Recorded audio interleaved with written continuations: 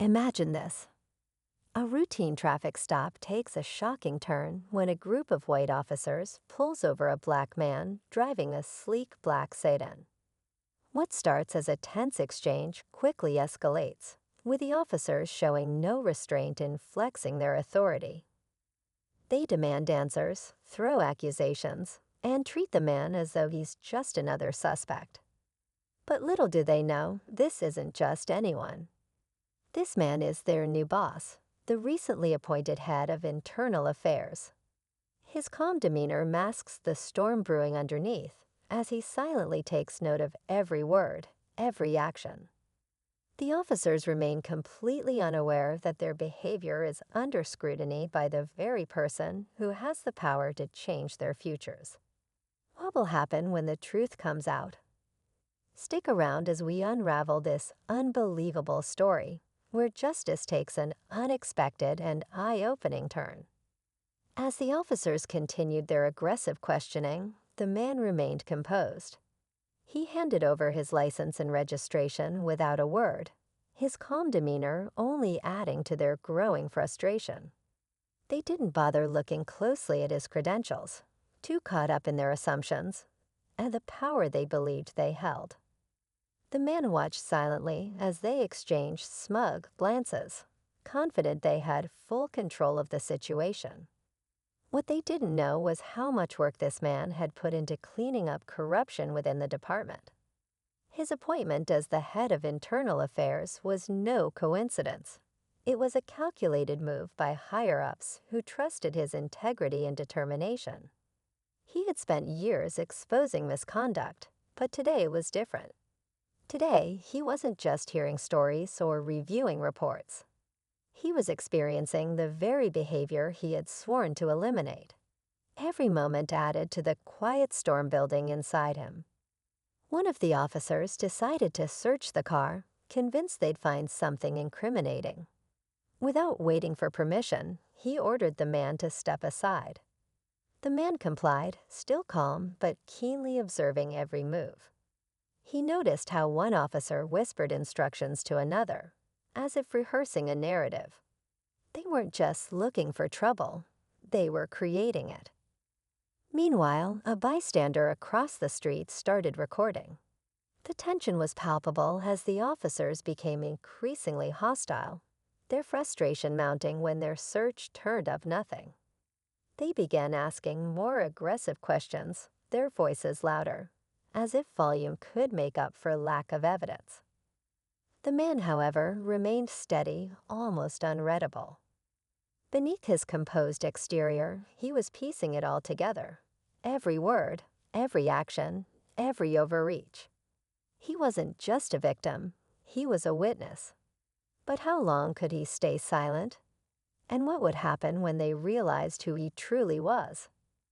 As the officers grew more impatient, one of them stepped closer, his tone sharp and condescending. "What are you hiding?" he demanded, his hand resting on his holstered weapon. The man met his gaze, calm but unflinching.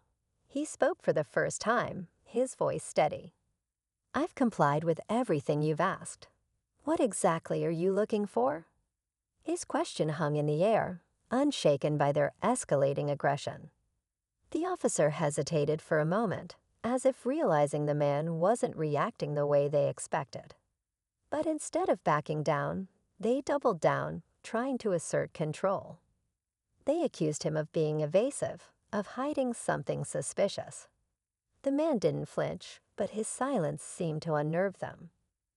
The recording bystanders whispered among themselves, sensing something unusual about the situation. One of them decided to call the local news station. As the officers pushed further, they had no idea their actions were about to spark something far bigger than they could imagine. Just as the tension reached its peak, one officer's radio crackled to life.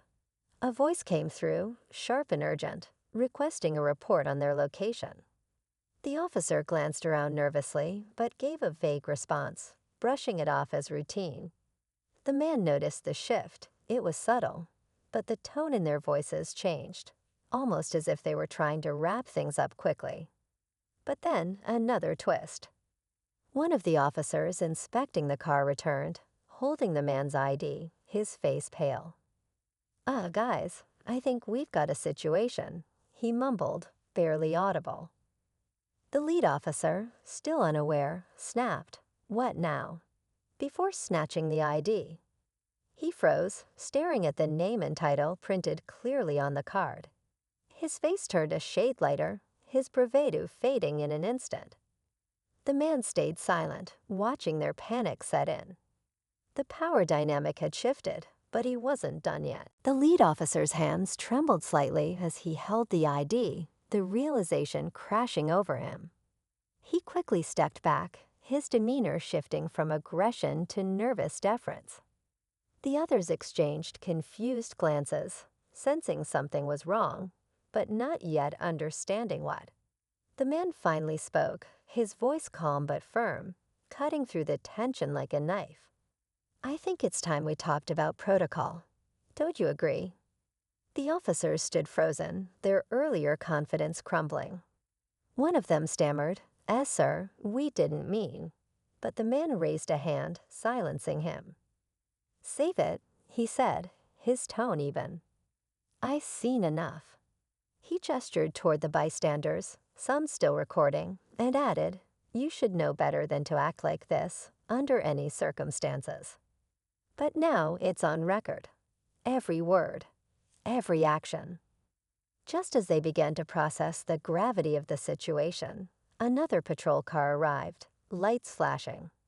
The sergeant who stepped out instantly recognized the man and approached cautiously. "Director," he said with a strained smile, his voice carrying the weight of realization. The man nodded but remained focused on the officers in front of him. "We'll handle this appropriately," he said, turning to leave. As he walked away, one of the officers whispered to another, "Do you think he'll let this slide?" The man paused, glancing over his shoulder. With a slight smile, he replied, "You'll find out soon enough." The air was heavy with uncertainty as he disappeared into the distance, leaving everyone to wonder just how far the repercussions would go. In the days that followed, the story spread quickly.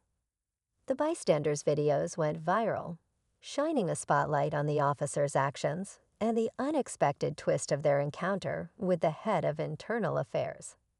The department launched a thorough investigation, and the officers involved were placed on leave pending disciplinary action. For many watching the story unfold, it was a sobering reminder of accountability and the importance of treating everyone with respect, no matter who they are. The man, now widely recognized, maintained his focus on the bigger picture. He didn't seek publicity or revenge, but used the incident to push for stronger training and reforms within the department. "It's not about me," he told a reporter. "It's about ensuring this doesn't happen to anyone else." Though the incident was a shocking moment, it became a turning point, one that left both the officers and the public reflecting on the power of integrity and justice.